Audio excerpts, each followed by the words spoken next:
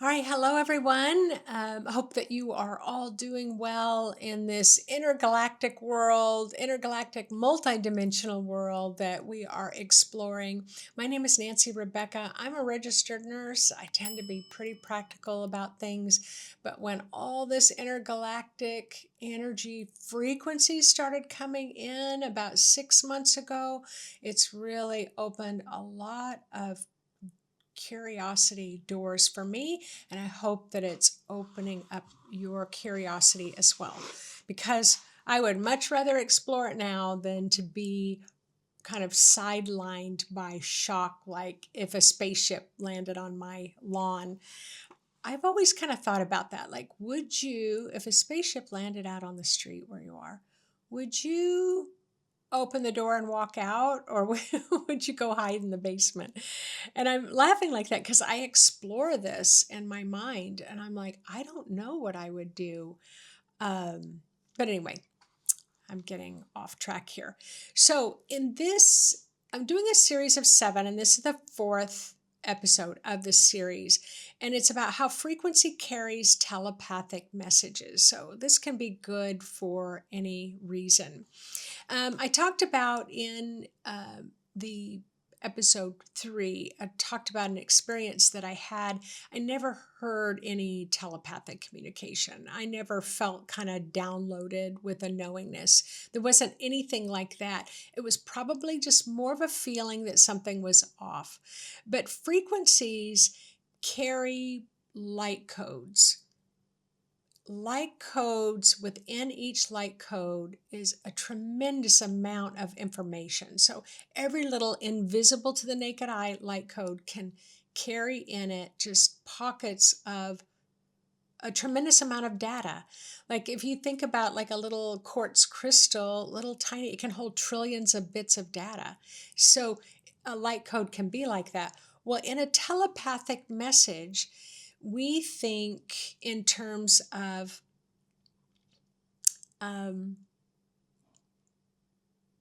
it's like, hello, Sally, would you like to go get a pizza? So we think about it in terms like that. But what if extraterrestrials' contact was more about that telepathic state of awareness? Even ancient shamans, medicine people, high-level psychics, remote viewers, channelers, I imagine, those who can really work in those higher realms, they can have experiences where they can feel it's like a shift in vibration. And I think when I had that experience where I just saw the different color of blue, but something was off, I felt a shift. But it wasn't like something's here. It was like, oh, I'm noticing something different, but I don't know what it is, but I'm going to pay attention. So I think that's what I'm going to invite you to do as you're listening to this and as you go on about your life, is take that action to pay attention when something gets your attention, even if you can't tell what it is. So, and can raising your consciousness help you to make those real key connections that you want to make? Often my students, it's like, my ultimate goal is I want to be able to talk to my spirit guides. I want to talk to my higher self. I want to talk to God. I want to talk to Jesus or Buddha.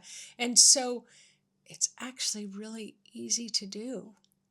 So it's just, you don't know that it's easy and you don't know that it's doable. It takes practice to hone that, but it's very doable.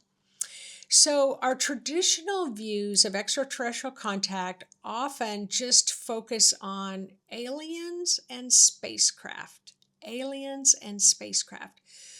But when the blue beings of light came in to visit me in 2017, when I was meditating, the room filled up with about 12 of them, very tall, slender, I didn't see them like I see you and me. I didn't see them that way. It was like I could almost see through them. I could have put my arm out. I couldn't have touched them. I wouldn't have been able to feel like a solid arm or a solid leg. It wasn't like that. However, when I did reach out, I could feel like the air was clear, and then the air wasn't as clear, like it was a little thicker. So they were there, but they were in another dimension. And when they communicated to me, it was telepathic. But at first, I knew it was telepathic, but this is how the telepathy came through the first time. So it was like high-pitched ringing in my ears. That was it. High-pitched ringing. I know they're communicating with me, but it's not like they're speaking in English or French or Spanish or Portuguese, or Italian or Chinese. It's not like they were communicating like that. It was almost like I could hear whales, like the sound of whales, whale sounds. I could hear a high-pitched ringing in my ears. I could see them. I am a seer, but I had this kind of download of information, like I'm just given a paragraph of information. And in that, it was full of light codes, was filled with high levels of knowledge where I knew it was not negotiable. It wasn't like I could kind of say no. So what happened was it was just got downloaded, and I hear, we need you to go to China. Now that's coming out of left field. And so I had a thought in my mind, and I'm like, okay, why? So I just thought that. And then the next thing, I get this download again. And the next download was, there's a surge of blue light that will be coming to the earth, and we need you to get people prepared. Like, no small job, right? But we need you to go to China. That's where you will find out the details that you need to know. And so that was kind of it, and they left. Now when they come in, I can hear, they can speak in English, so it's transmitted across a frequency, and I can have a conversation with them now. It isn't like delayed. I can still hear the whale sounds in the background, so they really have that type of frequency. But and I can call them anytime now. So where before they would just kind of randomly show up, they may not show up, but I can send a message out to them. And just, is there anything I'm missing? Is there anything I need to be sharing with people? So that's how the communication goes now. So again, maybe we're not using all the potential abilities that are available to us. All right, near-death experiences. So I didn't have a near-death experience 30 years ago, but I did have an out-of-body experience, and I had many of them. We'll say about 40 of them over time. Now, in a near-death experience, many people have expressed encountering other beings, other non-human intelligences from other realms and other dimensions. And all the time that I was having out-of-body experiences, I only came face to face with one being, and that being looked very human-like. And to me, I interpret that being as Jesus. But my eyes were closed, and the light was really bright. I thought maybe my son had come into the room in the middle of the night and flipped on the light. I opened my eyes, and it was just this radiant gold. And telepathically was transmitted to me, you hold more love inside of you that is to be shared with others than you can possibly imagine. And I wasn't afraid. And then this telepathic message came from this being that I knew it as Jesus. Maybe I didn't have any other concepts, but it was definitely human looking, and said, I'm here to show you what that love feels like. And a golden beam came out of his heart and into my chest. And I felt so much love. It was just like so much. It was more than what I was capable as a human of feeling. And I passed out. It was just so much love that I just passed out from it. I couldn't deal with it. But that didn't happen again, but that I've never forgotten that. To this day, I can remember it as if it happened yesterday. But I did have an experience, and in that experience, on another out-of-body experience moment, I found myself on another planet. And on this other planet, it was highly populated planet, and everyone on the planet, to me, they looked Chinese or Mongolian. They couldn't see me, but they were moving around, and I could see like this golden beam. It was like I was sitting on top of a mesa, and I could see down in the valley, and there were lines of people. They were lined up, and they were going into this portal. I would say it would be like an elevator, and they were going somewhere. I don't know where they were going. I was just watching them. But up in the sky, I could see two planets. So I knew I wasn't on Earth and these two planets were huge, larger than our moon. So I've always called them the place of the two moons.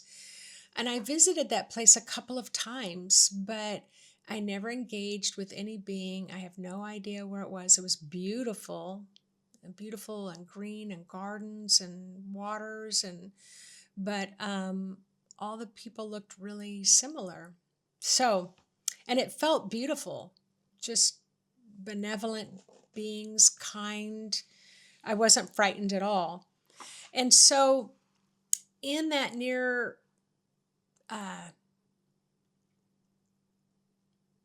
spontaneous out-of-body experience, I was able to travel to other dimensions and other planets.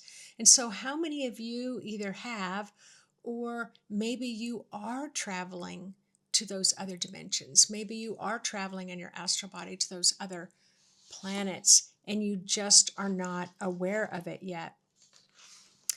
So vibration and frequency are a universal language. In spiritual traditions, to include even modern scientific theories, the universe is like this network of frequencies and vibrations. So again, what did I say? They carry light codes with them, and in those light codes, you can get downloaded with information. So interdimensional beings, non-human intellectuals, what do you think? It's my sense that they already have the capacity to communicate at these high levels. We just can't do it yet. And maybe when I was visiting that other planet, I don't know how I got there or how I got back. I said they didn't talk to me, but maybe they were talking to me. And maybe I was expecting them to move their mouth, and maybe I didn't know about telepathy at the time. Just things to consider. So, and in these frequencies, this is the beauty about high-level frequencies filled with light codes. They can end up bypassing all physical barriers. So I suspect we're all going to be having more experiences. So this resonance of consciousness, raising our frequency, can align us to be at that same level wavelength as these higher interdimensional beings. So remember when I said the blue light beings, at first I heard wails and high pitch ringing in my ears. Honestly, I don't think my frequency was high enough to communicate with them. I don't think I'd ever knowingly, at a conscious level, been around these star beings like this of such a high frequency. That's all I could take in was a ringing in the ears. And my sense is every time they visited and I've been able to communicate with them, then we kind of get on the same wavelength. We're on the same frequency. So when they communicate, I can hear the words. I don't hear them in my ear, my head. And I can talk to them and they can get what I'm saying as well. It's still limited though. They give me big concepts that I can't take in all the information at once, so it is a process. It's been quite a few years of learning. Sound, light, and even thought forms can be communicated at those higher dimensional realms. And speaking of sound, so I was talking to William Henry the other day. So he's on Ancient Aliens and Gaia, and I was talking to him because he runs a Egyptian trip to see, of course, the different temples, to see the different temples. And we were talking about the temples, and he said that there's this one particular temple that has frozen sound. And the frozen sound is contained in the ancient times, like thousands and thousands of years ago, where this sound was imprinted there. I don't even know what he means by frozen sound, but it's like, you know what? I think there's a whole lot of things we don't know about, but we're going to be learning. So if any of you have ever heard that term ancient sound, I would love if you would share that in the comment section. So telepathy is something that's going to be super big this year, and you can play with it. Play with telepathically talking to Jesus and seeing, do the safe ones that you feel comfortable with, or see if Jesus will telepathically talk to you back, or the archangels, Michael or Gabriel, Uriel, Ariel, or see if you can telepathically talk to your animals and see if you can get a sense back. Start practicing now, because your telepathy is really going to start to open up over the next several years. And so why not get comfortable with it now? So again, if extraterrestrials could contact us, it's probably more than just spaceships and little green men that appear. It's a lot more about telepathy and higher frequencies, and it's about us adjusting our eye frequency, our clairvoyance, to where we can see into those higher dimensions. And again, maybe our sky is filled with spaceships, and our eyes are just not adjusted to seeing them yet. Who knows? Whatever the truth is. But we can learn together. We're always stronger together when we put our minds together, and all of you intuitive archaeologists out there. So thanks again for listening in. Love to know your opinions, and I will see you on the next video.